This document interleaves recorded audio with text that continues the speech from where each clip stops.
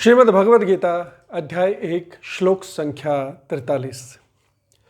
दोषेरतेः कुलघनानां वर्णशंक्रकारकैः उत्साधन्ते जातिधर्मः कुलधर्माश्च शाश्वतः।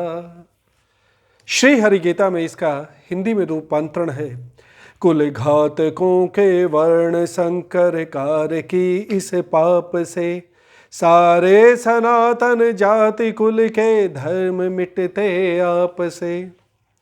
कहते हैं कि इस वर्ण संकरण पैदा करने वाले दोषों से कुल घातियों के साध से चलते आए कुल धर्म और जाति धर्म नष्ट हो जाते हैं।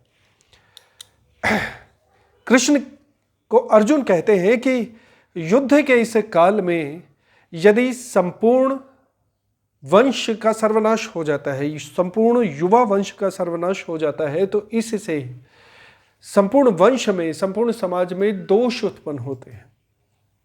दोष उत्पन्न होने का भाव है कि वंश की जो वर्ण व्यवस्था है वो खंडित हो जाती है, स्त्रियां पतिता हो जाती हैं, वो जो संतानें उत्पन्न करेंगी वो वर्ण संकरण संतानें उत्पन्न करेंगी। वर्ण संकरण संतानें उत्पन्न करने के कारण कुल के जितने भी धर्म है सब खंडित हो जाएंगे, अधर्म का राज हो जाएगा, वर्ण व्यवस्था खंडित हो जाएगी। जाति व्यवस्था का संबंध तो बहुत बाद का है। जिस समय महाभारत का रण था, महाभारत का जो कालखंड था, उस समय वर्ण व्यवस्था थी। ब्राह्मण, क्षत्रिय, वैश्य, शूद्र 4 वर्णों में समाहित था संपूर्ण समाज। प्रत्येक वर्ण की एक व्यवस्था होती थी।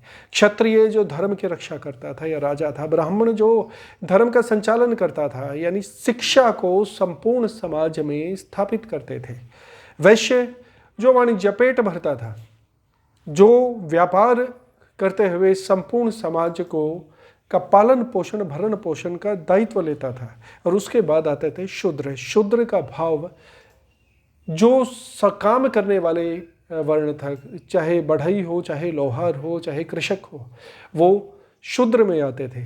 इस तरह समाज के प्रत्येक हिस्से का एक महत्वपूर्ण भाग था, किंतु उसके साथ साथ उनके जीवन यापन की पद्धतियाँ, उनकी जो भी सांसारिक व्यवस्थाएं थी, जीवन जीने की जो व्यवस्थाएं थी, जो भी उनके संस्कार थे, सबके सब पृथक थे।